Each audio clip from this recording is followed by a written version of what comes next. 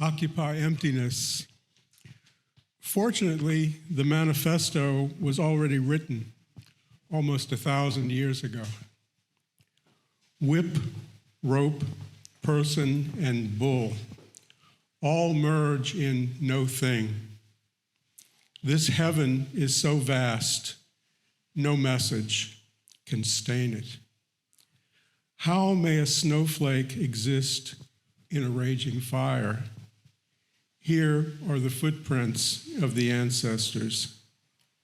Too many steps have been taken, returning to the root and the source.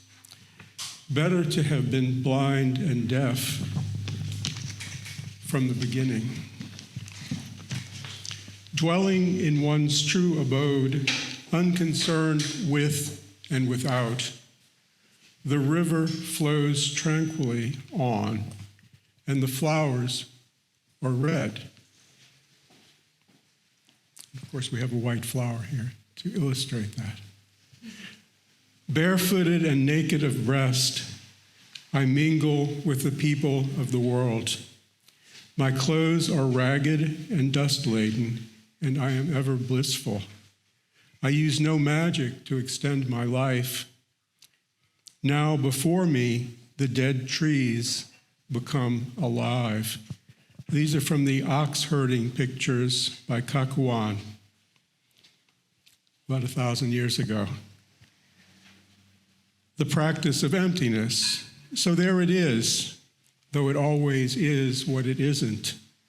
Merging in no thing, returning to the root, mingling with the people of the world.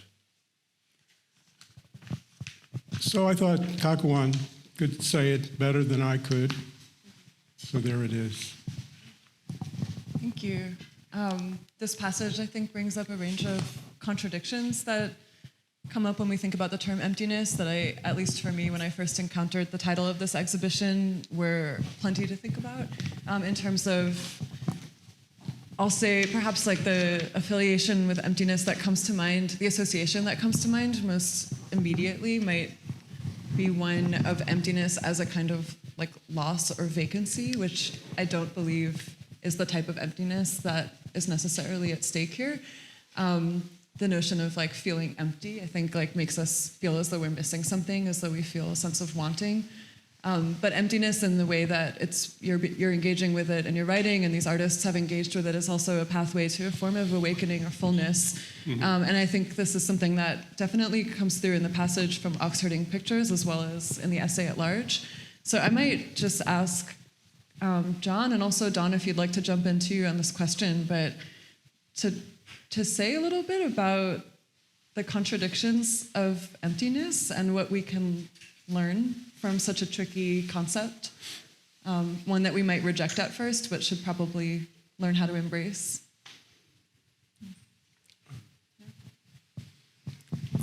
Could I say one other thing sort of as a preface also? Absolutely. I recently wrote a letter of recommendation for one of my former students who studied Buddhist philosophy with me.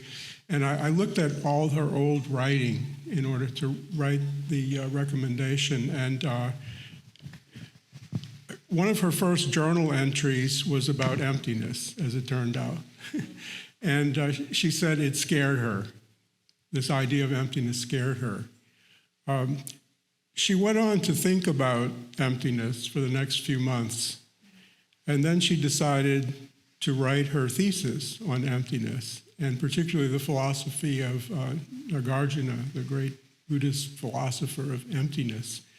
And now she's going to graduate school and continuing this work on emptiness, among other things.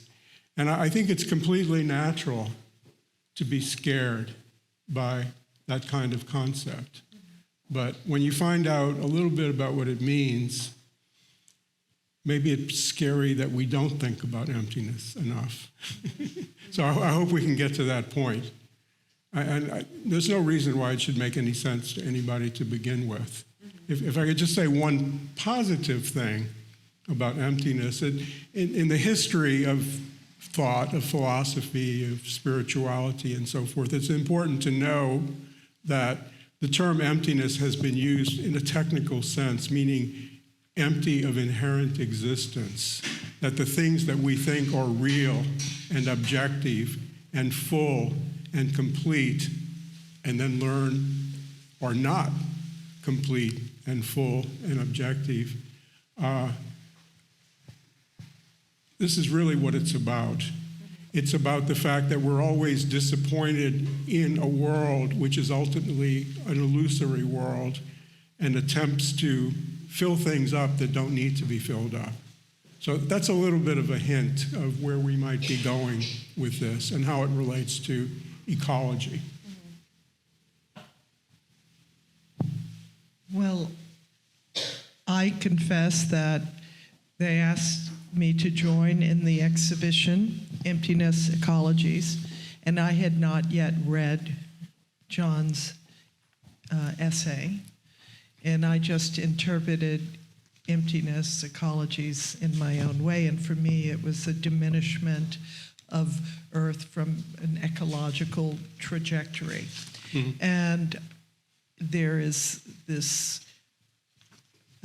so I was looking at it, I hate to be cup half empty, cup half full, but I was viewing cup half empty, or that we are at the precipice of a cup half empty and have an opportunity to kind of bring it back to some type of level for at least reflection, a stillness. There's the ripple, but there's the stillness. So when I think of emptiness from these wise sage words, I also think of stillness. Yet, for me right now, I am restless. I find the world inherently, physically, it is restless. It's clamoring, it's chaos. And so the luxury to feel the moment and the stillness, I find that such an extraordinary luxury, and enjoy it when I have it, but I had a whole different interpretation. Having said that, I so appreciate the new view and this kind of journey I'm taking through your perspective and more of a Buddhist perspective. How do we do this? Can I respond? Go ahead, yeah. Both of those interpretations are completely correct, because there really are different types of emptiness. In philosophy, there's a philosopher named Hegel who has this concept of the good infinity and the bad infinity. And there are all sorts of things, that there's a good version and a bad version. There's this idea of running on empty. People have used that in all sorts of ways. One of the targets of what I've written is nihilism, which is about the bad kind of emptiness, that we feel empty, we feel like we're missing something. I think that's what we have to think about. There's a good emptiness, which is more like fullness. Mm-hmm. And there's a bad emptiness that misses the fullness and needs to come in contact with it. It's not that there's anything missing. It's that when we think there's something missing, sometimes we create problems, we destroy in the quest for something that's really illusory. But one of the things I was just thinking about is maybe we should go back to what all of this presupposes. We took a look at Rumi's answer a few minutes ago. Who is this? One of my favorite koans is, what is this? Keep asking, what is this? To keep experiencing. Don't assume we know what this is or who this is. That's one of our problems. We try to dominate reality. We try to put the things into our categories. We try to make people what we want them to be. And we don't keep asking, who is this? What is this? So another question is, why are we here? And I think Dawn's exhibit, which to me was just so overwhelmingly wonderful, said a lot about that. And what kind of beings are we? We're Earth beings. We live on this planet. We're a product of this planet. we're historical beings. We're in the midst of the 6th great mass extinction of life on Earth. We're in the midst of climate catastrophe developing. We're in the midst of possible extinction very soon of our own species. And in a certain sense, we might talk about the Anthropocene, a term I don't like, by the way, but in a certain sense, anthropos, we've now figured out, has a problem, and it's called murder-suicide, as the destiny of that being. And it's our job to make sure that that is not our destiny as a species. And I really feel that that's why we're here, because we live on a beautiful planet. A friend of mine that I got to know at Loyola, Thomas Berry, a wonderful, great thinker, he called himself a geologian, talked about the Earth as our great educator, and that the great unique quality of human beings is that we are the one species we know of that can contemplate and celebrate the whole universe, and of course contemplate and celebrate our own planet. So I really feel that's why I'm here. To talk about that and how we fit into it, and how this teaching of emptiness and what the misunderstanding about the nature of things has done to us over the history of civilization, so that we become dominating beings rather than celebrating beings. Well, through a look towards emptiness, one can also find, as we've spoken of before, the great fullness. Mm-hmm.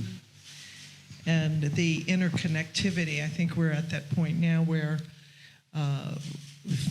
thinkers, artists, we are kind of embracing that Gestalt understanding that we are connected to plants, animals, rocks, that in order to keep this whole thing moving, we have to have this mutual respect of all things. So I had done a show about a year ago, right before the retrospective, and it was called Being in Everything, and it was my own personal, finally, I got there, this real embrace and understanding of that. So I just wanted to throw out my evolution from, I had shared with Allison and John a long time ago. I had done a project called Being in Nothingness, and it was about Sartre's, the irony of Sartre doing his writing Being in Nothingness based on Heidegger's Being in Time, and that Sartre finally mastered German in order to be able to read Heidegger's book, since it was influencing him. And where does he read it? In a trench fighting the Germans. You've got a Frenchman who spends all this time studying German and reads it at last as a soldier in a trench and flying weather balloons, etc., and as a prisoner. But so I had done that a while ago, and then finally got to, no, it's not being in time, it's not being in nothingness, it's being in everything for me. And that's what I see in the emptiness. Sartre was a weird guy. I read about this story about him that he couldn't stand to eat vegetables that looked like they had been grown in the natural world, like broccoli or cauliflower, that he insisted on having these things pureed so it looked like something that had been manufactured. He was. That's very French. No. It's a certain type of French. It's very Parisian, maybe. Yeah, right. It's Parisian. But, he had this idea in existentialist philosophy of we're always making projects. We're always doing something. We create ourselves through our activity, through what we produce, which has a great deal of truth in it, but it's also in some ways a dangerous idea, because it doesn't emphasize community or nature or the ways in which we are not only creating beings and productive beings, but we're also created beings, and we're part of larger processes of creativity and flourishing that are beyond us. Mm-hmm. And we have to think of ourselves in that way. He was a great thinker, but he was also a problematical thinker. Oh, I don't champion No, I didn't the think you would. specifics of. I really went to it as a historical irony, so I don't champion him by any means. But just that was a very personal kind of stepping stone of different things that led me to feel this larger interconnectivity and recent works. And activism and art, that's one of the reasons I wanted to do something here with Yes We Cannibal, because I think they give it more than lip service. I feel it's a place that really understands a certain urgency, that this is a moment in time, and art activism is important. How do we do things that really can contribute to the slowdown of the mass extinction? What can we do? And you've been an activist for all of your career in a more genuine way. I often find in the arts sometimes a lack, that we're not doing quite enough. Yet we are to make metaphor, we are to make poems, something that resonates emotionally. But how can we do more? You have been in the trench yourself, doing more. So I just throw that out. In this time of emptiness, we cannot let go of activists, and so how does that work in? I'll just I want to chime in just to anchor that point, because I think it would be nice to kind of move in that direction a little bit in this conversation from emptiness, which kind of implies this path that we might all seek individually to, avoid distractions, try to tune in, try to find fullness and emptiness in our own minds. But I know, John, in your work, you come often to the three jewels of Buddhism, and so for you, it's just as important as the awakened mind is just as important as the notion of sangha, or being among community, and kind of learning with others, being with others, and kind of having that accountability and that reciprocity, which also helps to kind of decenter our own ego. So you're also speaking about activism, about the absence of communitarian thinking in Sartre, and I wonder if you might just speak as well to how you've navigated both a personal spiritual path for awakening, or a desire to kind of think about how that shows up in spiritual literature, in the individual's journey to become awakened, with also what we do with others, like what we owe to one another, how we practice together. Yeah. That's about it. Speaking of everything. Yeah. There's emptiness, and then there's everything. Everyone, everything. But it does remind me, all of it, one thing it reminds me of, we're talking a lot about the Buddhist tradition and the teaching of emptiness, but it's so important for many traditions to find similar things. Actually, there's a wonderful person here, who teaches here in Baton Rouge, Roger Kamitz. You know him, who teaches English at LSU, who did a book called The Jew in the Lotus. And he went with a group of Jewish intellectuals and leaders to meet the Dalai Lama and talk about some of the great questions. And as a result of it, he wrote this wonderful book in which he wrote about what in the Jewish tradition resonated with what the Dalai Lama was saying. So I think it's important to explore, our own traditions, whatever they may be, or whatever traditions we may find that could help, because we need all of them.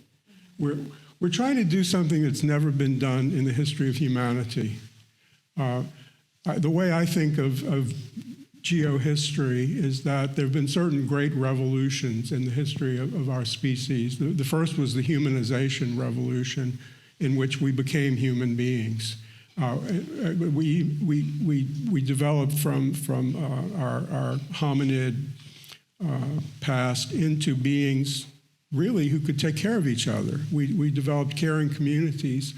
Largely through, as if you read particularly the radical anthropology group's literature, through a kind of revolution by women and grandmothers in which they demanded that that certain things happen, that people be taken care of better. Anyway, that was one. Then we had the so-called agricultural revolution, which took us from the hunting and gathering societies and tribal societies into a very different kind of society in which domination became very powerful. And then, of course, we sometimes say the next revolution was the Industrial Revolution. In a certain sense, we're going through an elaboration of that with a kind of digital revolution. The amazing thing about the revolution since the first is that never have human beings voluntarily chosen to give up tribal society, to give up the mattress-centric kind of society that existed, to become agricultural and statist, and to evolve in that way. Human beings did not decide to develop into industrial societies, to become capitalist and develop a mega machine and all of that.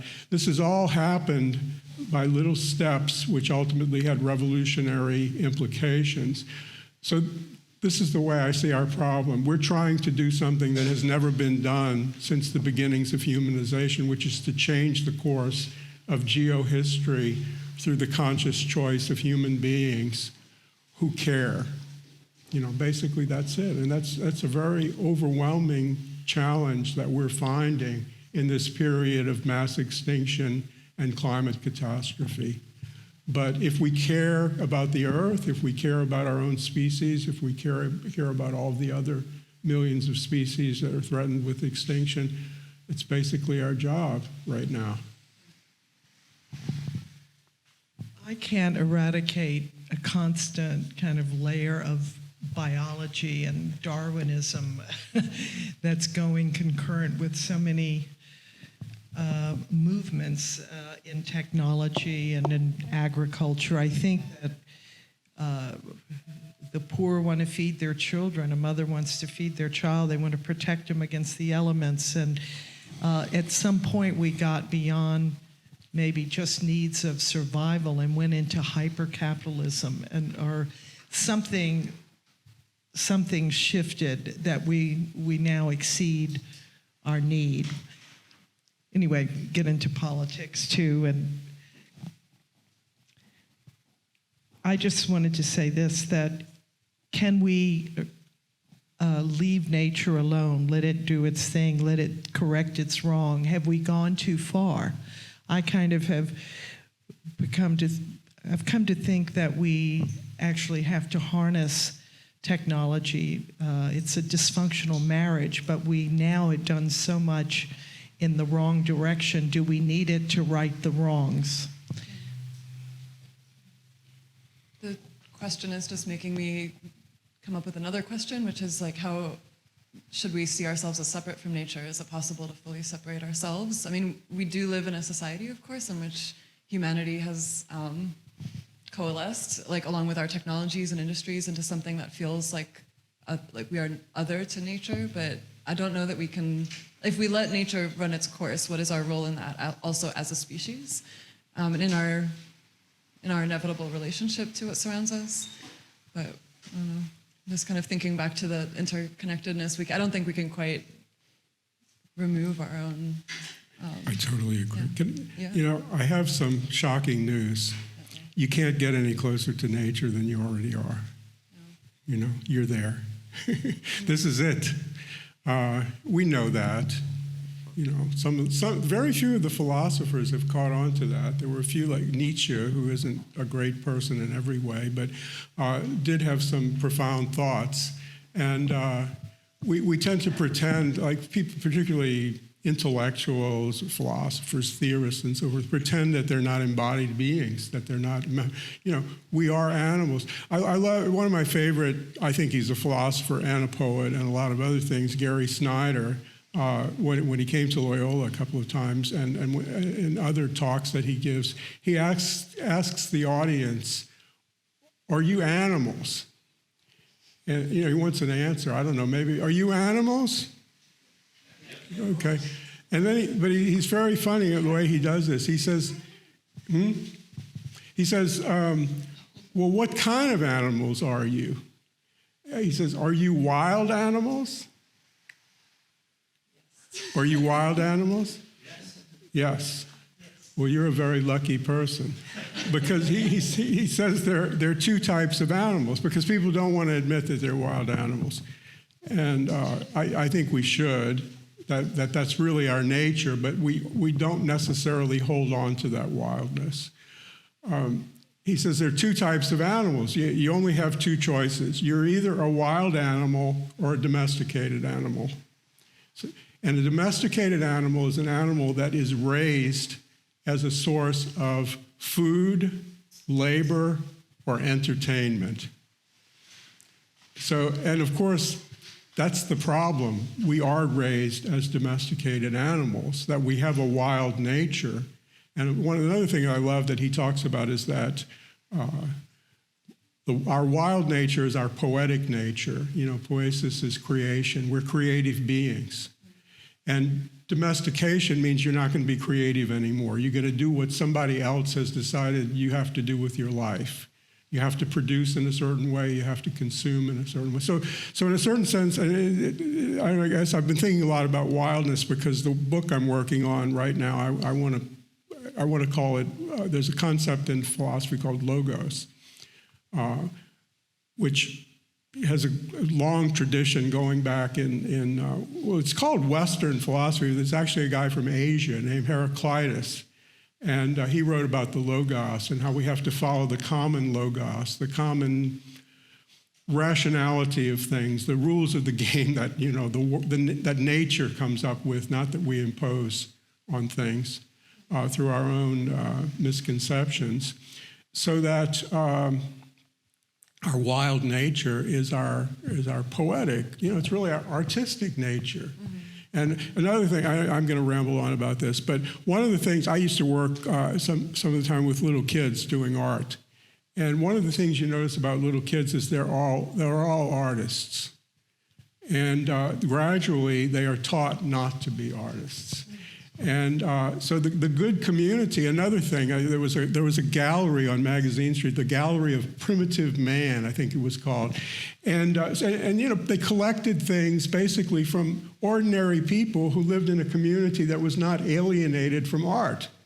And one of our hopes, I think, is that if we ever create ecological communities, that we will be communities of creators again. We'll be communities of humans in the original sense of being part of a small, caring community where we take care of each other, we nurture our young, and we grow together, and we create together, and we express ourselves together, and we overcome, to use the kind of word that people like Sartre liked, we overcome this kind of alienation that has been imposed on us through the history of civilization, through things like patriarchy, the state, capitalism, the mega machine, all of these forces that have tamed us and domesticated us and use us.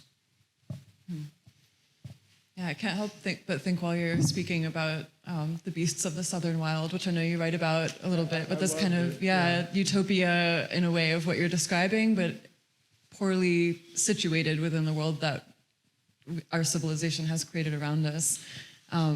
It's also, I think, maybe a response to Don. You mentioned this, I guess a question about whether, like, what it is to be an artist, is there enough activism in the art world? But I think based on this metric, to be a creative person, and I know from knowing you also that your creativity is not happening in a vacuum. You're creating and gathering with everyone around you. You're creating spaces, you're creating connections and relationships, and you're feeding people, and you're nourishing, and you're allowing others to be creative, that this is like a way to combat the forces that are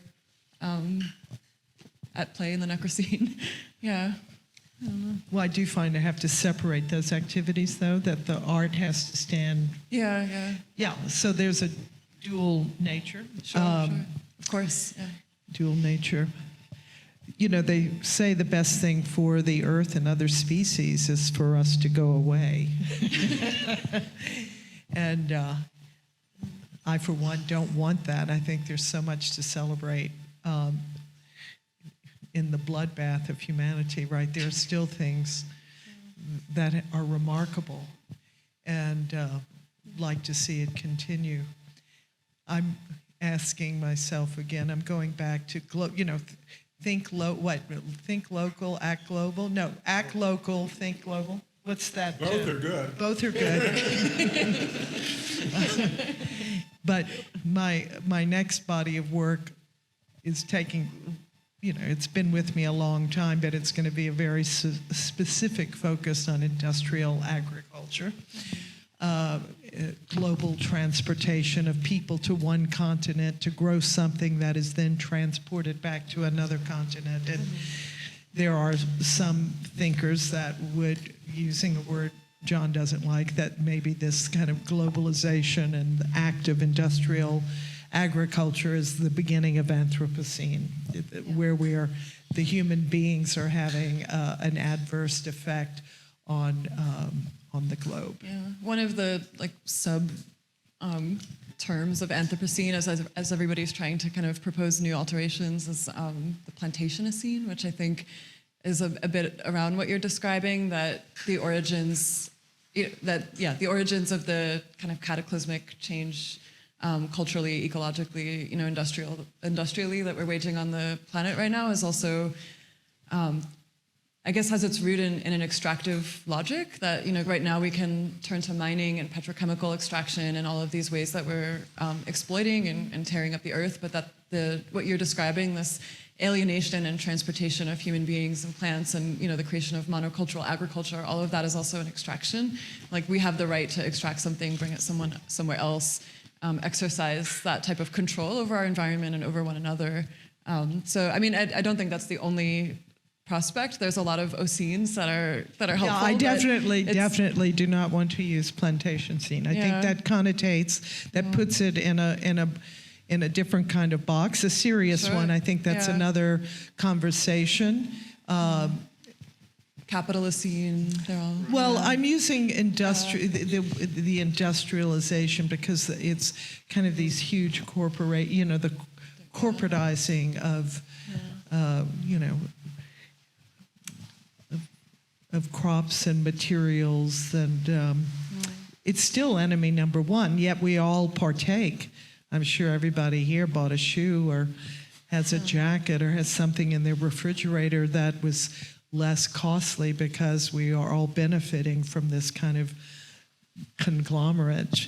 And that is something we have to refigure. And yeah. Okay. Yeah. If I could come in on two things. One is this idea, I taught environmental philosophy for many years, and one of the things that disappointed me often is that some of my best students, the most wonderful people, the most thoughtful people, began to get very pessimistic about humanity, and had some of these thoughts: wouldn't everything be better off if we disappeared? And I think that's not good thinking. I think it's understandable. This is why nihilism, I think, is one of our great enemies today, that people give up. And the fact is, we could solve all our problems. We would have to make changes, but we would have to consider that things are possible. And I'll come back to that. But it's very important to understand what we contribute to the earth. I did many years of work on a French geographer, philosopher, revolutionary named Élisée Reclus, and he has he has a great 3,500-page work called L'Homme et la Terre, which is humanity and the earth. And at the beginning of it says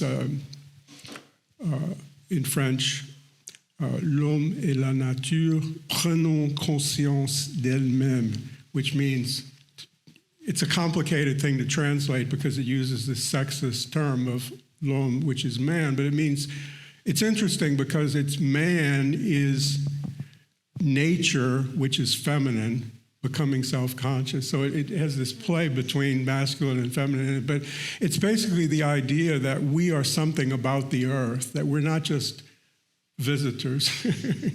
We are the earth. We are the earth. we are a certain type of becoming conscious of the earth. And as I mentioned, my late great friend Thomas Berry liked to say that, he thought our great function was to celebrate the universe, to appreciate the earth and the universe. And we happen to be the species that kind of specializes in thought, imagination, and certain other areas. So that if the earth lost us, it would be losing something very important. So that we would be doing the earth a much bigger favor if we learned how to responsibly act as the self-conscious earth, rather than to kill off ourselves, take a few million species with us, and devastate all the ecosystems on the planet. That doesn't seem like a good solution. It seems like crazy, nihilistic. It seems like what we read about in the newspaper all the time, where some guy goes crazy and kills a bunch of people and then shoots himself in the head. And that's the model. It's the alpha male model, unfortunately. That was the beginning of bad things on this planet. And we have to find a different way of solving our problems, which means we do have to figure out how, in my view, we have to figure out how to change capitalism, the state, patriarchy, and the mega machine. And that's why I use Necrocene as the term for our age, because Anthropocene is from our point of view. We're looking at ourselves and what we do. Necrocene is from the standpoint of the biosphere. What's really happening right now, or we're going through the sixth mass extinction of life on Earth. That's what the Earth is experiencing. It is the Necrocene for the Earth. It's not the Anthropocene. So my argument is, if you want to use Anthropocene, and then if you want to add Capitalocene to it, add in Androcene, which is about patriarchy, add in, I say Imperiocene or something like that, about the state and imperialism, and the Technocene, which is about the mega machine. You could add, but the fact is the world's a little too complicated to come up with one term about what's happening. It's not just humans, it's certain types of humans, it's certain human institutions. So, there's a lot we could say about that. It's a big debate in philosophy and ecological theory. But that theory is not hitting the dining room table of the majority of people alive on the earth. So how do we, who have the great privilege and luxury to think and to do things that exceed immediate biological functions of survival. We are so lucky. We are so blessed. How can we translate all of that complexity and put it on a plate for everyone to partake in and be part of the change? I agree that humanity, we are the mirror of this beautiful world. And I forget what Greek, who's the one that, if you have nothing to reflect upon, what is it? So I think we do celebrate and reflect all the greatness. And okay, was that a buzzer? Did a time? I will take it as a buzz for me to shut up. I was thinking about this earlier when I came in a little bit early before the talk started, and I was just looking in your reflecting. I forget the title of this piece. It's a reflection. I forgot to. Yeah, the mirror. It's empty Liz, now. will you enlighten us? It's self-reflection in a broken sphere. Yeah, self-reflection in a broken sphere. For me, I was thinking about how much you use scavenged, reused, found material in your work. That has a history that's often weathered at the surface so as to remind us of that history. And so often the aesthetic tenor of your work almost is reminiscent of some kind of a, post-apocalyptic moment. I'm like thinking of ruin, I'm thinking of future ruin. But when I look at that piece, which has reflectivity and the self implied in it, it kind of opens up this other dimension of your work, which is that we're not just being shown like a future of ruin, we're also being shown that we are there to witness it. As I'm looking at that piece, it's an object that can be activated anew, like in every single moment, if it's being witnessed or if it's allowing me to witness myself in that interaction. So there's also this kind of important step, I think, like through the poetry of work like yours, you're thinking about mirrors, which just reminded me of this, that like there is it's not the end of everything that we're looking at. It's the end of a certain version of the world that we've made around us, but we're standing witness to it, and we have a responsibility. And I think through your art, you're also creating a mirror through which all of us can kind of ask ourselves how we're going to own up to that, how we're going to be present, and what kind of future we might be part of. Well, I want us to survive, and I'm not. I know my work is very often interpreted as apocalyptic, but I'm presenting. I try to present. I don't want to be a fiend, but I do want to kind of present the possibility, not the possibility, maybe not a probability, but we could self-destruct. We could bring this all down. And so I could say, do pieces like recycle your plastic bottle, or, try to take on something that shows the potential loss in an emotional way, because as I say, how do we put these thoughts on the table? Mm-hmm. I think as an artist, I try to take on emotional resonance, go through emotional intelligence, because we don't all know all the words of the books, but we do know love, we do know loss, we do know the desire to continue the human race, if not only your own child, So there are things of high intelligence.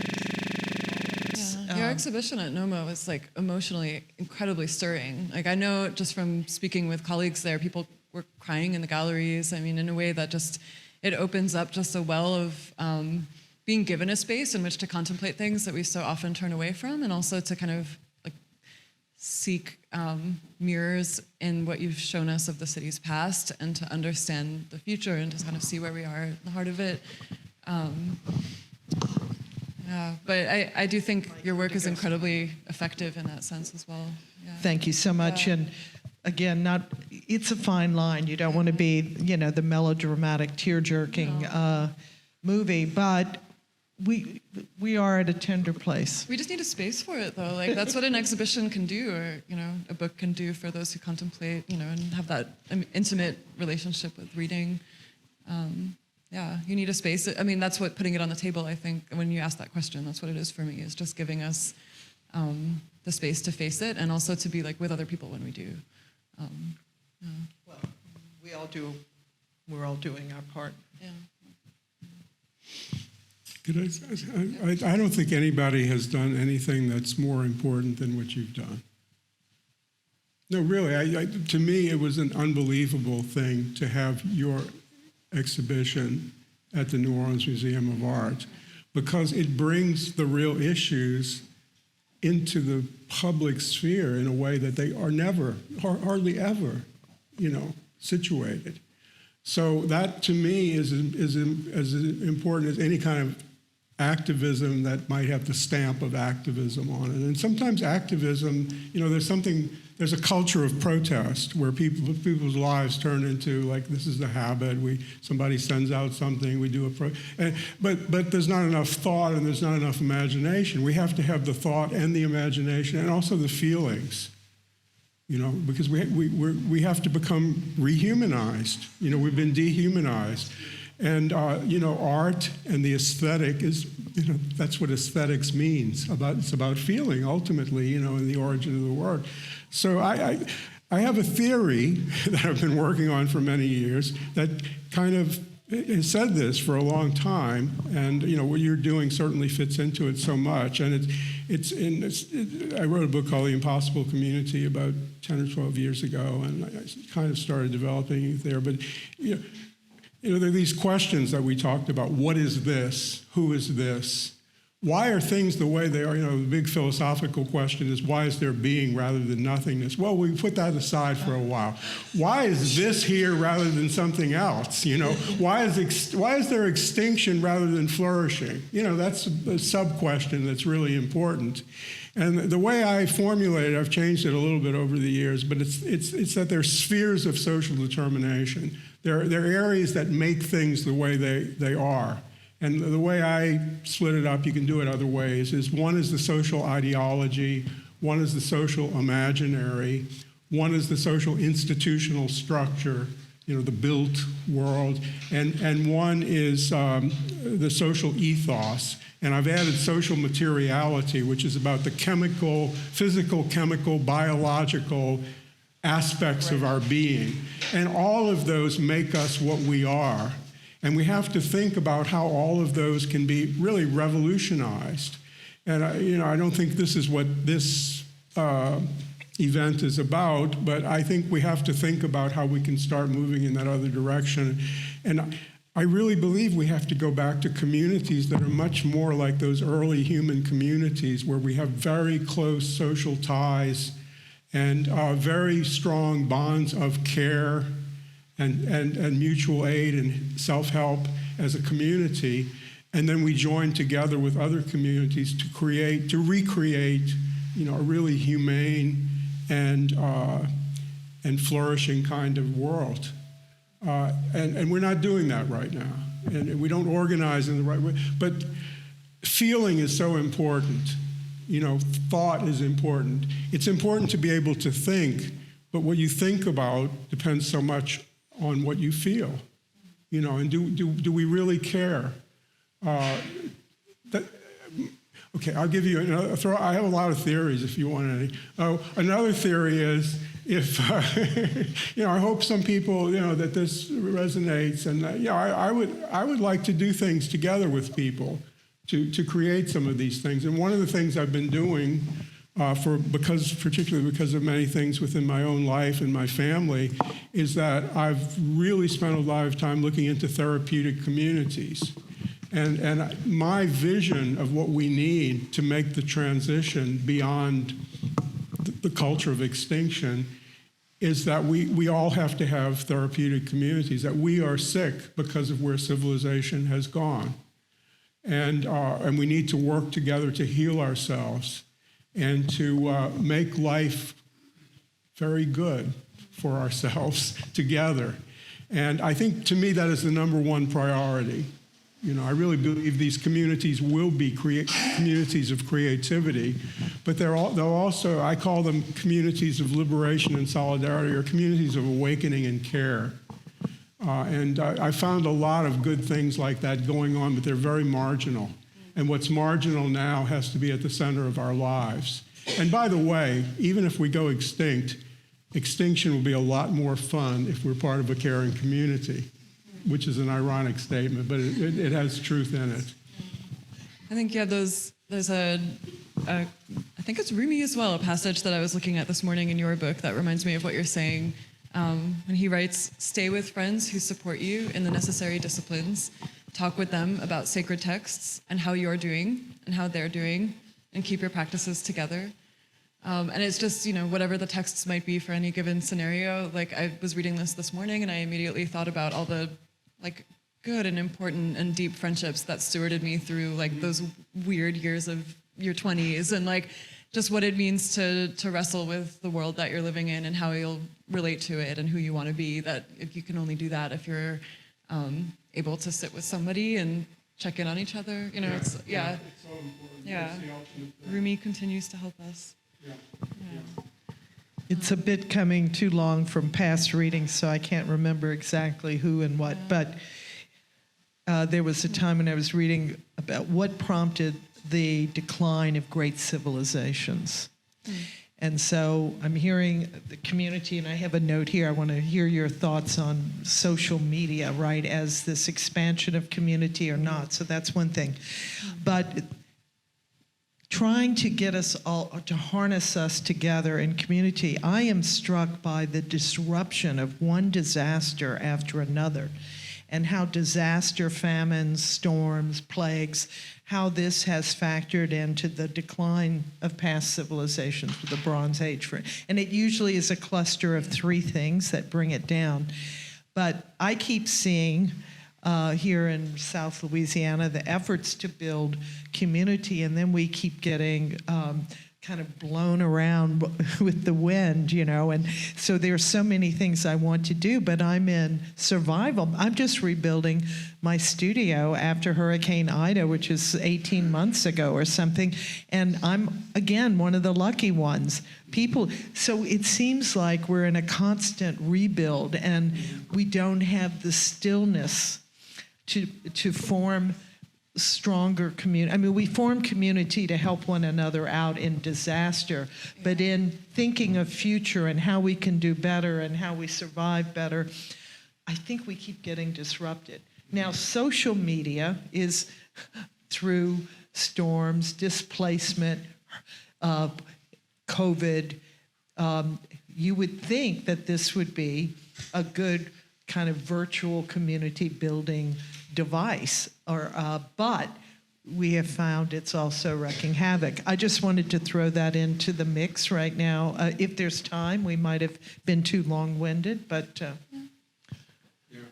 social. I think what you're saying is just the most important thing. I guess I should use this. I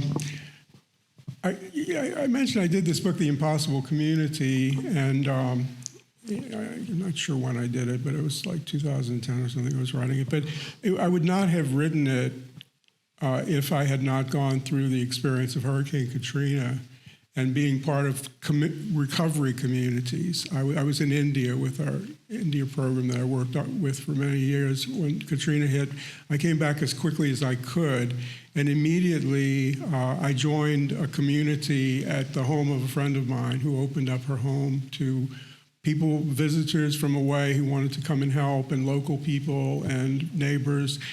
And we worked together for a while. I joined with a neighborhood community after that and worked for quite a while. But that first month or so was very crucial to me. There was great loss in my family. A lot of people had lost everything. And one of my children was missing for about a month after the hurricane. And it was a very traumatic period. But in a certain sense, it was also the happiest period of my life, that I had never experienced anything like working together with, say, 12, 15 people, living together, working together, and everything we did was to fulfill the immediate needs of the community. If somebody needed to be driven out of the parish to the hospital because there were no hospitals open, we took them to the hospital. If a tree had fallen on their roof, we cut down the tree. If people needed food, we took food to them. And it struck me after a while, isn't this amazing? Our full-time job is doing what people need. You know? And I remember I talked to a nurse who had come to New Orleans to work with the Common Ground Clinic. And she said, my whole life I've dreamed about doing what I'm doing now, being a nurse, doing exactly what people need. You know, there's no bureaucracy. That it was just what could we do that people really needed because it was such a terrible crisis.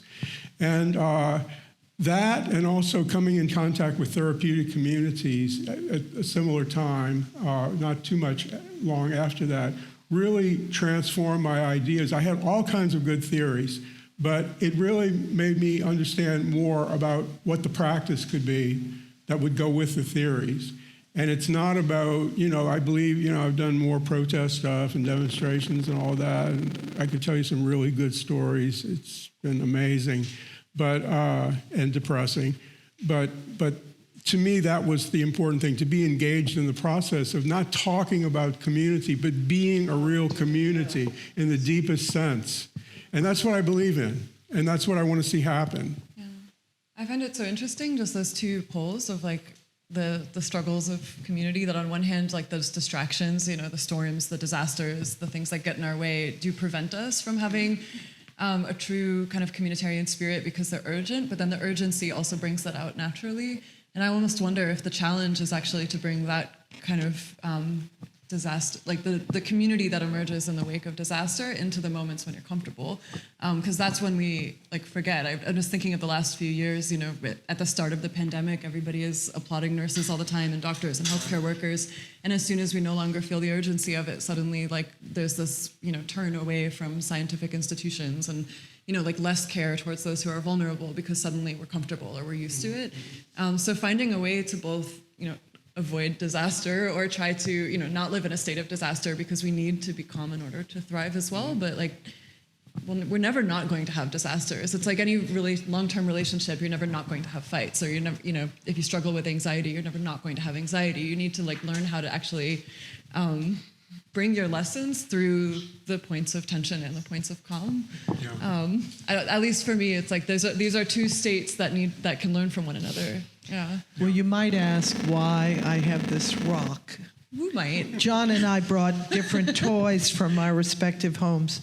So why this spinning rock? And it goes to community, it goes to disaster and how disasters can bring out people and we help one another. And there ain't nothing better than a common enemy. So, which is wind or so learning from sci-fi, there's the big asteroid is coming and it's going to hit the Earth, and then all of a sudden everyone in the globe is working cooperatively and we're going to try to strike that asteroid and everyone's in sync. So anyway, that's why. Except if you saw Don't Look Up. Right. That's a far more... Yeah, that was the only, that was kind of a downer. Yeah, but... Well, that's okay. from sci-fi. I think the utopia of the Star Trek universe of there is a World War III in the future, but it's after that moment that humanity finally comes together and figures it out and figures out how to abolish capitalism. I keep waiting for that to But you don't want to have to go through the World War III in order for that to happen. But yeah, coming together against a common enemy sometimes can be a place of coming out with unity. I like Don't Look Up because it sort of told us what we're up against. Yeah. And in a way, it's a translation of those koan statements that were like, what is this? Who is this? It means we're not really looking. It sort of told us what people are looking at. Yeah. And that's our problem. The problem of attention is very important. You don't want that kind of emptiness. Yeah. So that freedom from distractions is a generative way to become awakened, but it should, you don't want to be turning away so much that we're also not confronting our oikos. Yeah, what's happening around us in ecology. Right. Yeah. Well, so mindfulness is so important. Yeah. Paying attention is so important. Mm-hmm. So John, how does social media play into your sense of community? One of our discussion groups is about to discuss an article on exactly that, which a new social media is possible by Harry Halpin and someone else co-authored it. And it's an enormous question because on the one hand, there are things that we have to use because we're trying to communicate with people. But then we also have to be aware of what they do to us. It's, there's a dialectical relationship. Like the old revolutionary problem, seize the means of production. The problem is whenever you seize the means of production also sees you. So you can't look at them uncritically. Nietzsche, this wonderful, crazy philosopher and awful person in some ways, but he had this saying. When you fight with monsters, beware that you do not become a monster. When you look into the abyss looks back into you. And that's so true. It's the same thing with, when you want to take power overpowers you often at the same time. So we have to think about that. And, I hate the term social media, because they're such an antisocial force in so many ways. And it has really become harder for people to develop groups with face-to-face relationships. And, we are physical, material, biological, animal beings, and that is part of us, and we can't abstract ourselves from that. So there's a danger there that is so important that we have to take into account. I don't know what you were thinking about pro or con. I don't want to just. I'm empty on that. Okay, I don't believe that. No,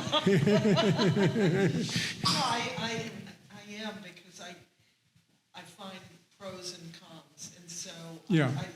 I ebb and flow with the subject, and I have nothing to say or advocate Yeah. I'm in flux on the subject.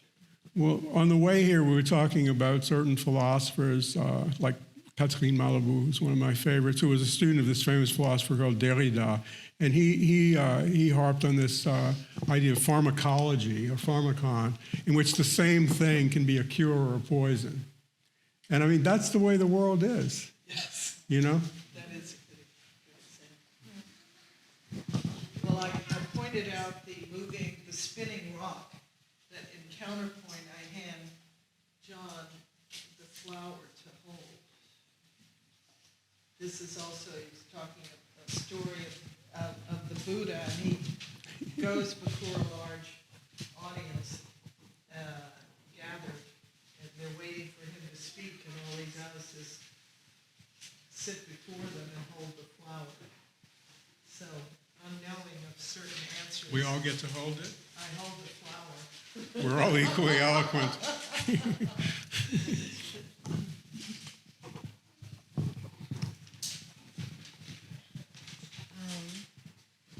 Is this a good time to open up? You know, that's just what I was thinking. Yeah. I keep looking at these people and I'm wondering, what are you thinking? This is the opposite of a talking stick, so I can pass this to you and we can all just be That's silent. wonderful. Yeah. No, I think this is a great time to open up to any questions or contributions. And I have no idea if the Twitch or live stream enables people to Well, we're comment gonna pass from. this mic so that people can hear Yeah. your questions and people can respond to it. Yeah. So we, Well, everybody should get a chance. Whoops. Wasn't there some phrase about everybody will have 5 minutes of being the Buddha? Yeah, there you go. Who said that? Was that Warhol or Buddha? The Buddha said it himself. 15 minutes, actually. Sorry. I misquoted Warhol or the Buddha. Buddha gave us eternity, and Warhol only 15 minutes. Okay. I thought it was kind of upsetting that you would reject the plantationist idea, and also I just thought that I was in the 8 group with y'all, and I've noticed like a feeling that it was like whiteness looking at everything but itself, kind of, and it's like white supremacy wasn't mentioned in this conversation, and we're in like a black neighborhood, and like gentrification wasn't mentioned either, or like there's like Yusuf, a billion black Anthropocenes or none. Catherine so it's- Yusuf. Yeah.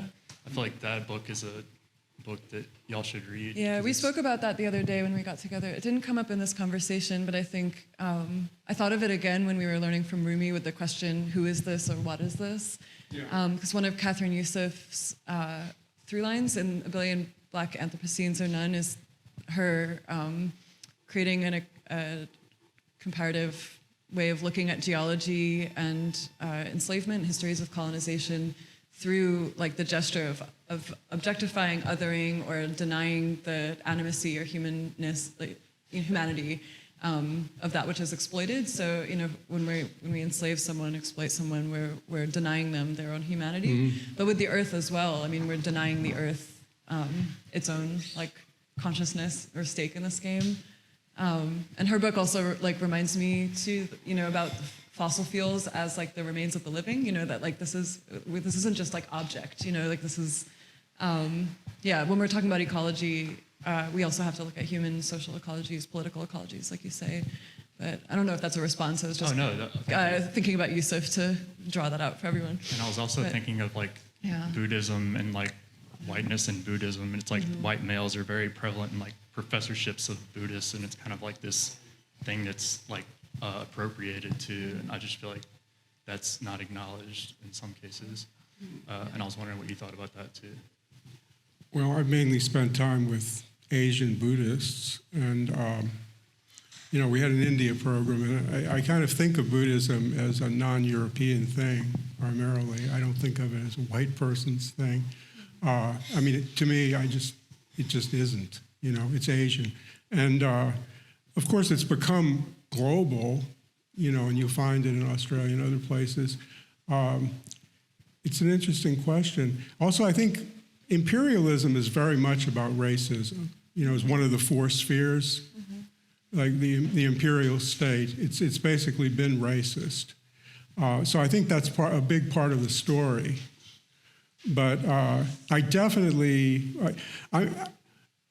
I'm kind of harp on Asia a lot because 63% of all the people in the world are Asians. So if you want to look at it, you think of what is a typical human being like? Asian. And all of the great traditions came from Asia. You know, not local traditions, we have indigenous traditions, but the so-called, wisdom traditions, think about it, they're all from Asia. And I think I even mentioned that Heraclitus is from Asia. They call him one of the first great European philosophers. He was Asian. This is extremely important if you talk about what we can do with traditions. One of the things this is really, my mind is just wondering, this brings up so many thoughts. I saw this commercial on TV once. Some religious group was trying to do like an anti-racist kind of thing, they thought. And they said, can you imagine like Jesus as a Latin American? Can you imagine Jesus as an African? Can you imagine Jesus as an Asian? Jesus was from Asia, That's how crazy people are about race and related things. These stereotypes are very important. The system of domination works through racism. There's no doubt about it. And also, of course, there's a question about how you define race because it deals with a lot of other things that are analogous to race. The Melanesians are looked down upon in such a terribly insidious way. Jared Diamond writes about this in his book, Guns, Germs, and Steel, where he talks about the fact that the thing that inspired that book was living with Papuans, who were some of the most intelligent, creative, amazing people he's ever met. And at the same time, they're looked upon as the lowest in the low in the imperial hierarchy. They're the headhunters and all these images. So I guess my answer is, if you can't think in these terms, you're missing out on, what the world is about. But I wonder why, is this, it's interesting to me that you thought, talking about, like the imperial state as part of the system of domination was not about racism. Because even if you don't use the word racism, it's all about racism. Because it's basically about the conquest of the world. And, racial domination is central to that. So I'd say yes, that's what it is. That's what it's about. I'd like to answer part of your question or statement, respond to. I didn't want to use plantation scene because I really don't want us to, in the work I'm taking on right now, I think that brings us to a particular time period of history, and I want to go before that, and I want to take on the industrialization now. Now, they're all interconnected, and yes, that's a part of it, but I just didn't want to tighten in specifically on that. I find it a fruitful avenue, but I think all of these present different pathways for research. But for me, it also kind of brings in the relevancy of this. Sorry, is that? Am I hearing something? Oh. You're being adjusted.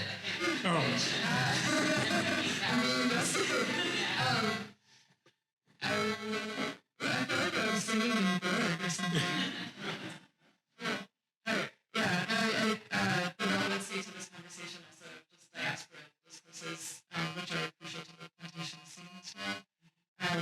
I have, through some writing that I'm doing right now, I've been spending a lot of time thinking about various interpretations or poetics of apocalypse, which I don't want to open up as a large topic of conversation, but one of the quotations I've been thinking about a lot comes from Aimé Césaire about, I won't remember the whole thing, but one of the lines is that like the end of the world is the only thing worth beginning, or the only something that we must begin with the end of the world. And so for those who have experienced the ruptures of diaspora via the Middle Passage and enslavement, like that is an end of the world. I mean, the Gorée Island off the coast of Dakar was the point of no return for people leaving the continent of Africa. There's what Edouard Glissant considers the kind of like transformative abyss of the Atlantic on that journey, and then rebirth in a way following, although it's a rebirth that's changed. But this idea of the end of the world then being a place to begin, like those of us grappling with questions of ecology and extinction can learn a lot from those poetics, and we can learn a lot from those discourses. And I think like there's different forms of, I think, I find this conversation intersectional and acknowledge that. Yeah, I want to acknowledge that too. Yeah. William. Thank you for that. I don't know if this, am I? Okay, thank you for that sort of very interesting conversation. I just have a quick comment too. I know that most of you are approaching a lot of these sort of from a philosophical perspective, and certainly in terms of disciplines a little different. But from my view as I'm an art historian, but also historically minded, I think there's a lot of sort of pressure put on Buddhism and Asian religions in general. Certainly in this sort of broad stroke sort of characterization. Historically, all of the problem that we're facing about racism, about imperialism, and sexism, which the Buddha actually have spoken about this, exists in Buddhism. Even to sort of a somewhat romanticized way of thinking about Buddhist ideas or way of life might be somehow better ecologically is somewhat a recent construction of Buddhist temple, construction of Buddhist cave sites that has huge impact on local sort of ecology, historically speaking, and recently as well. So I just want to sort of put that out there. Also, I should also mention that Buddhism is also was embroiled a lot of sort of conflicts from India to Sri Lanka to sort of Timor, right?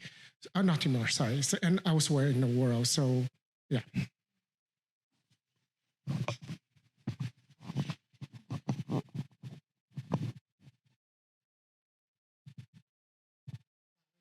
Well, should we respond?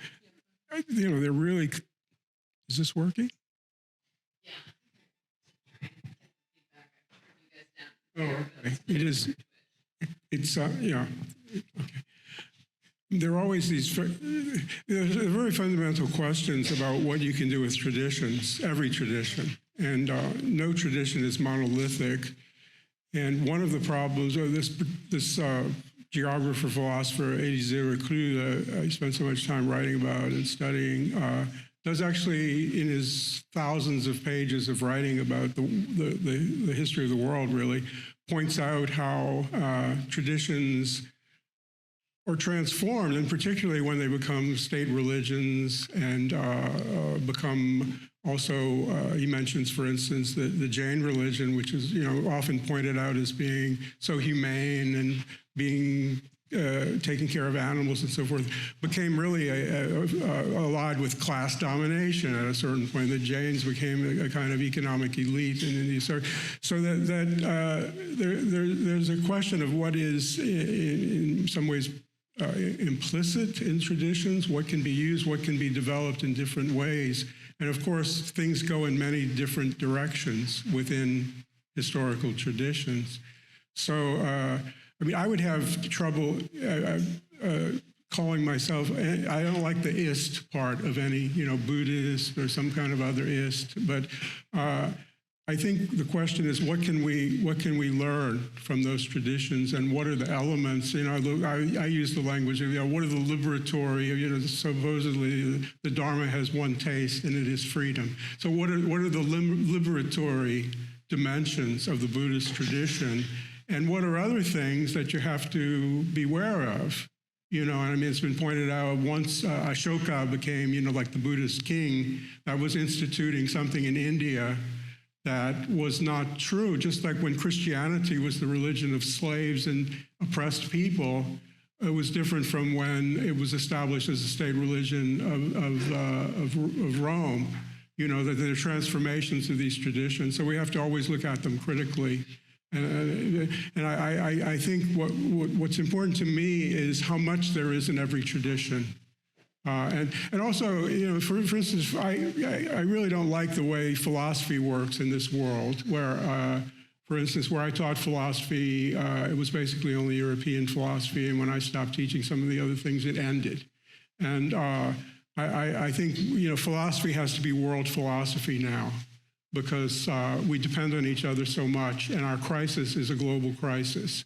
So people need to start learning more about each other, and they have to learn about the greatness and also the flaws of their own traditions, and not only the problems, but also what they can learn from the other traditions. So that, that's why I'm spending a lot of my time on this. And I've just learned so much from, well, particularly spending a lot of time with Tibetans and the way they work together, the kind of community that they have, their traditions of like loving kindness meditation, and they take it so seriously.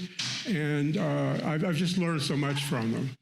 But obviously there are other things in Buddhism, and there are even Buddhist sects that are very militant and evangelical, and really I wouldn't want to have anything to do with them. So we have to always look at traditions critically.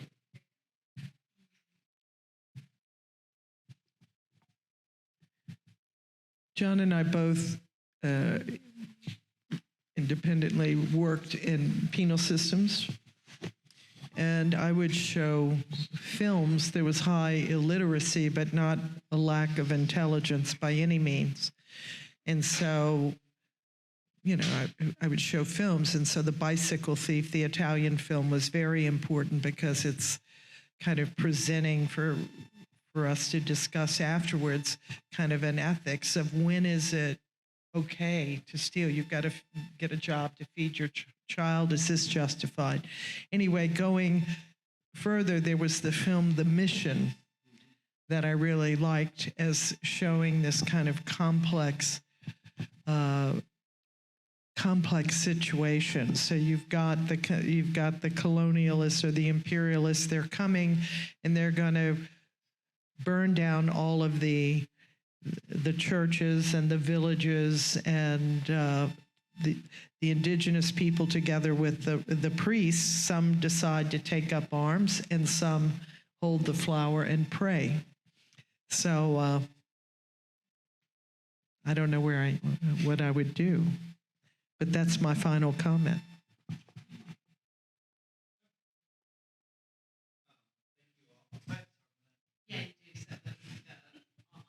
Thank you all for this.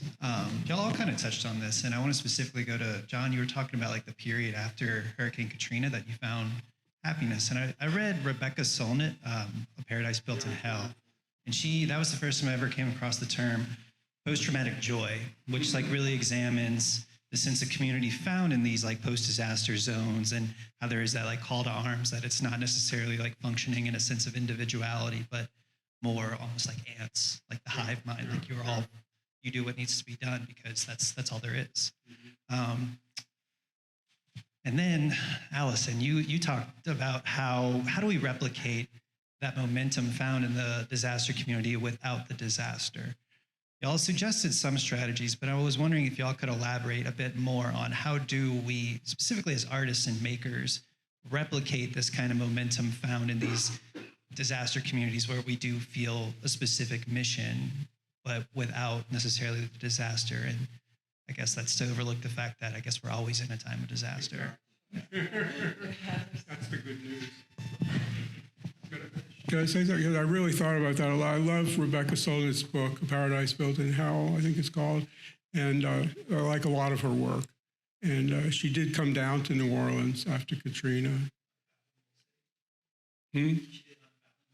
Yes, she did that too, yeah.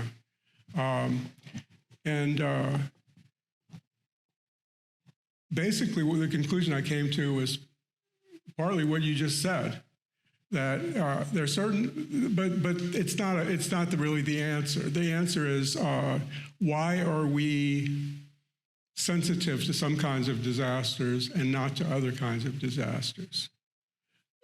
One of the things, I mean, I've written about this also, that it's weird that we already had the disaster in New Orleans. You know, we already had crisis in so many ways. I remember many years ago, there was a gathering at the municipal auditorium, and a large number of people filled up part of it. And the speaker said, look back a certain number of rows, many rows, if you look at those people in those rows, that's the number of people who have died violently in New Orleans in the last 10 years. It was an enormous number of people. We had that crisis. We had an educational crisis. We of course, have an ecological crisis. We had all kinds of crises before Katrina. But it takes a lot for it to sink in sometimes for many people. The fact is that we're facing a much greater crisis than Hurricane Katrina now. And of course, we're also looking to a future in which things like Hurricane Katrina are going to happen more often. And so there's, I mentioned before that mindfulness is so important, attention is so important. What are we doing? And I really believe the only way we're going to do it is to have communities of people who are living a different kind of life and show others that you can have that different kind of life. And that one of the movements in one of the books, I have a chapter on this Sarvodaya movement in India, which has an offshoot in Sri Lanka called Sarvodaya Shramadana. And it was a movement of many, many millions of people, which ultimately did not, that's not what's in India now. but it's an important part of the history of India. And their program was wonderful. It was exactly what we need. And I won't go into it, but there were about 10 different elements of it, ultimately to create a kind of self-managed communal system within each village and neighborhood in India. But one of their ideas was to have something that they called an ashram, which is a term people know because of certain religious communities. But what it really means is a community of practice. And the Gandhian, it's called the Gandhian movement, also the Sarvodaya movement, had the idea that every village and every neighborhood in India should have one of these ashrams, which I would call an eco-village. If you look at what they were doing, like with the spinning wheel and technology, and having community assemblies and a council and all of the other ideas, it was really a grassroots Gandhi wrote a book on it called Village Swaraj, which is a whole book about how this would work. And this is what we need to do. We need in every neighborhood and every town to have something like an eco-village in which people are living the life that they're recommending to other people, usually by writing an article on it or something like that. And the way I think of it is we need to create utopia. Okay, we need utopia. Utopia or oblivion. Buckminster Fuller, whom I don't like so much, wrote a book called Utopia or Oblivion. We are kind of faced with utopia or oblivion, but I don't think we're going to get to utopia unless you can walk to utopia from where you live. In other words, where somebody's doing it, and you can get there pretty easily and see what it's like, and then people will create this utopia, which is really the precondition for survival. With a lot of start and stop, because you have COVID that come along. So that's why I brought up social media. Yeah. I said with a lot of start and stop, perhaps because you have things such as COVID that show up. And I can say within my own circle of friends and my neighborhood that was at a certain level of cohesiveness, it did have an impact on our gathering. Mm-hmm. And so I just throw that out because that's not a unique thing, COVID. It has been a constant in history and devastating. So that's something we deal with in going towards utopia. So it has to, so there's physical community, but is there, especially as we're trying to have global community, how do we harness media in a more constructive way? I think that's really important. I think even more important is if something like COVID happens, to have a larger community than your own nuclear family whom you can be with safely and interact with. United Nations. Well, that was the dream, the United Nations, the League of Nations. There was, coming out of the wars, of course, wars left many betrayals right in their deals. A lot of cultures got burned. particularly in the Middle East. So that wasn't a perfect system, right? The League of Nations. But it is on this earth. I'm thinking more our of the League of Neighbors.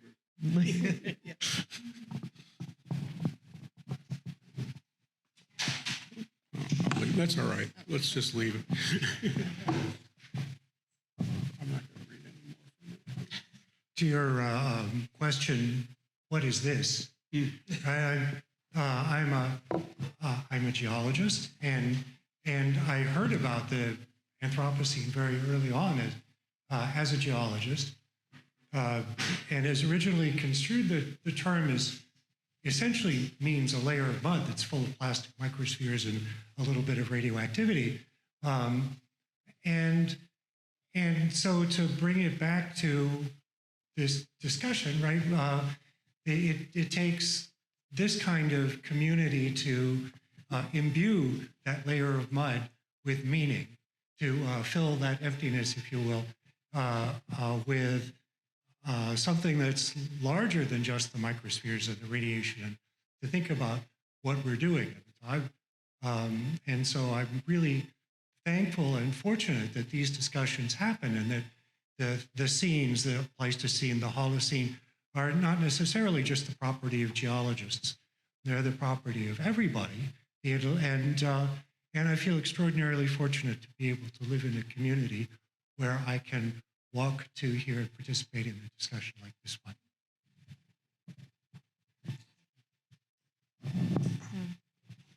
Can I add an addendum to the Ocene questions, which is what about Financocene or Algorithmocene? I was curious what you guys thought about those. I think we should also we should all do this right now. The money-ocene, All right, everybody come up with a new one. the dollar-ocene. I Robin actually, Roses-ocene. I've I come up still with love 100. obscene.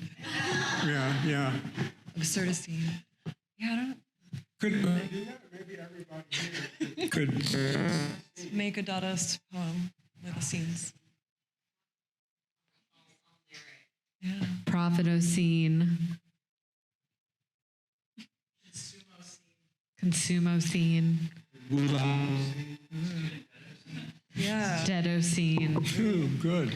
I mean, I guess that's why I asked you guys about the Financocene, because that's something that Matt and I have been thinking about is, this process of financialization. If it's not the plantation afterlife, if that's like at the half-life stage now, then what is it? Is it like the adoption of risk strategies that banks use? It's the adoption of algorithmic movements of large sums and items that are too fast for the human mind. So it's something that we've been thinking this is about. just making me think again of Don's question of social media. This isn't maybe the only algorithm you think of, but when I hear you consider the financialocene along with algorithms, I also think of the monetization of like our very attention and time when we engage with the internet, among other things. So there is this like that is a new layer. Money has existed since the ancient world in some form.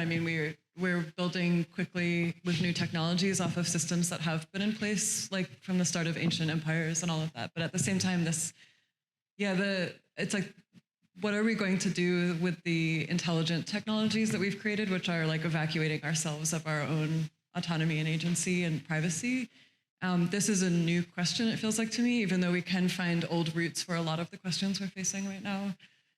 So we have to kind of like find ways to regain a sense of, I don't want to say autonomy because we're talking so much about community, but I think, trying to root ourselves back outside of the algorithm or outside of the sphere of monetization and of our whole existence in space and time is a separate challenge that I didn't expect to be thinking about. Well, the Like you enemy asked a few years within. ago. Yeah. The enemy is those who wish to dominate, and those are mostly coming from our own. Yeah. So,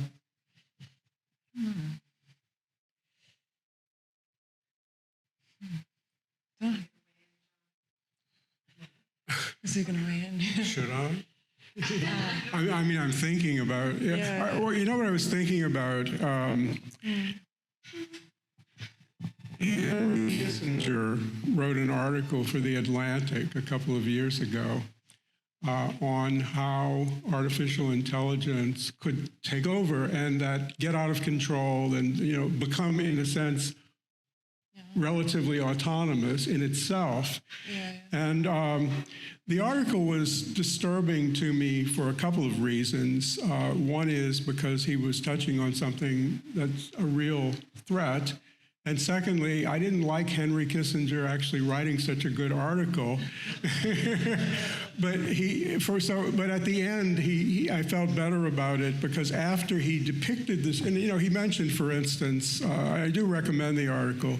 He mentioned, for instance, that artificial intelligence can now, in some ways, diagnose illnesses and so forth better than a doctor could because it can plug into all of the medical literature immediately, while a doctor just may not be fully, they're more and less competent doctors. You may have one who's not up on things. What he pointed out was that there is now the possibility that we can depend on artificial intelligence to solve our problems, and we won't know how it did it. We just won't be able to do it the way it seems to be doing it, at least, if we make an analogy to our kind of calculation. What encouraged me at the end is his solution. He said we should set up a presidential commission to study this. And I thought, so the guy really is still, an idiot in some ways. Yeah, right. Power corrupts. He wants his job. So his mind was corrupted. But it was actually way beyond most of what I read on this subject. So I think we have to take this very seriously. And, we have to check out this article by Harry Halpin. And, there are people, he's a CEO of a corporation called NIM, which specializes in protecting people from surveillance and other such things. So, I do believe that it really is important not to, for one thing, we're not going to give up technology. Because, even if we wanted to become hunters and gatherers like the neo-primitivists want to do, which means 90% of all people would die, but for those who survive, you'd still be using technology because hunters and gatherers use technologies. And people love technology. I work out in the woods a lot. And I used to use something called a Kaiser blade, like to cut trees and so forth. And I loved it. Even if sometimes there's that series on YouTube of the guy who does primitive technology and builds everything himself. It's fun. Technology is wonderful. It's fun, but we have to be critical about it. But this is the problem. We don't get to choose anything. Just like all those revolutions happened, the technological revolutions have happened that way without our consent, without debating, contemplating, looking at pros and cons, and then making decisions as a community. So in a certain sense, what we really need is self-determination, democracy, in a very deep, authentic sense. And of course, that also means that we have to be the kind of people who can make decisions and give up the kind of passive, consumerist kind of and bureaucratic kind of way of relating to the world that we have now. Humans and technology, as I said earlier, it's a dysfunctional marriage, but divorce is not an option. There is no going back. I don't think so. I like to unplug and smell the flowers and get away from it all. But I think for the good of society right now, or for the continuation of humankind, there's no going back, I don't think. What I would just kind of add to this is also, I don't know if it's possible, but to find relationships with technology that are not at the expense of others. And I'm specifically just thinking about how the literal material of so many of our digital technologies are dependent on material that is mined in, massive compounds in places like Central Africa that are exploiting the earth and labor is there. And like if we go back to like Stone Age technology, we're not looking at technology born of that kind of like massive disruption of entire faraway communities. I don't know how we could wean off. It's like very hard to go back from somewhere you've gone, but I would. Yeah, I mean, it's like there's I won't remember any of the citations I'm trying to come up with, but I think just like the way that the battery is sort of fetishized by those looking for a green economy, you know, it's like it's not actually, when we look at the material of the battery or we look at the chip, like those are not green. I mean, maybe it allows us to use less paper, or whatever it might be. There's less like visible waste we produce while we use it, but we're not looking at the whole chain, you know. So that is the challenge for me, and it's like the one nagging material specter. If anybody's really interested in this issue, I'd like to recommend the thinker, I think, who's the greatest recent philosopher of technology, who's named, he died a couple of years ago, unfortunately. His name is Bernard Stiegler, Stiegler.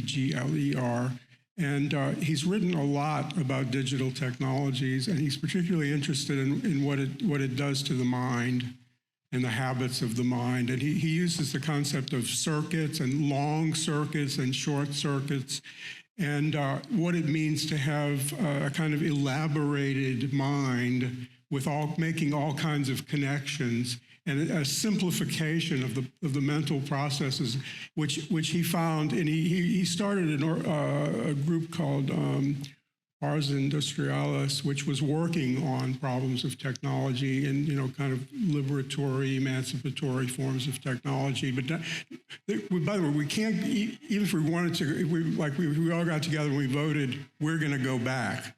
We can't go back. I mean, it's not something you can even decide to do and then do it. You have to go somewhere. And the world is always changing, and you're always in, dialectical interaction with the world as it exists. So we have to be able, we have to be able to ask, what is this? Not what would I like it to be, or would I like to live in some other age, it might be great, science fiction, but we live in a world in which time goes in a certain direction. But he writes very shocking things about what's happening to the mind in this digital universe, and particularly when capitalism is in control of it. And, it reads your mind, ultimately. That, oh, I was just thinking about this, and now all these ads are coming up about what I was thinking about. How did that happen? It's serendipity, isn't it? No, it's not. It's all been calculated. So that's the problem we're looking at. We already have a kind of control we have a kind of totalitarianism that's unprecedented, because totalitarianism has always been very heavy-handed. If further back you go, I mean, that's why so many things could go on. I mean, James Scott wrote this book called The Art of Not Being Governed, which is about, let's call it a country called Zomia, which is as big as Western Europe. It was in Southeast Asia. It was the back country of about 5 or 6 of what we now call countries. And it was basically people who were living free of the state and the dominant economic system, the hill people. And they were constantly escaping from it's a wonderful story. Read his book, James Scott, The Art of Not Being Governed. He wrote another book called Seeing Like a State, which covers a lot of these issues from an anthropological point of view also. One of the questions really is, how can we get to the point? I mean, read Seeing Like a State also, because one of the themes of it is how people manage not to see that way and not be seen by that kind of seeing. And we're the most surveilled people in the history of the world. We're the most manipulated people in the history of the world, and not to overlook all the evils of the past. But this is really unprecedented. And what I was thinking about, isn't this what university should be about? Shouldn't a university, should have a coherent community of scholars working on the problem of technological manipulation and how we can maintain a freedom of the mind, But that's not what universities are about. They're trade schools to train people to go into that system and run it. It's a class system. It's racist also, by the way. and it's also sexist. It's a little less sexist, maybe a little less racist in some ways, but it partakes of all the forms of domination. So, you know, if you work ultimately I decided to get out of it 8 years ago, but if you work within it, you have to find ways of creating, you know, what you might call a sphere of relative autonomy, where a community, particularly if you have a community of people, that you can do Stiegler created his own organization to do these things, but we could do that sometimes within a university if you're lucky. That's right. Cannibalize. I want to thank you all for being here, and thank you for asking me to join. I'm going to have to take leave for a community gathering in New Orleans that I feel very much a part of and need to be there.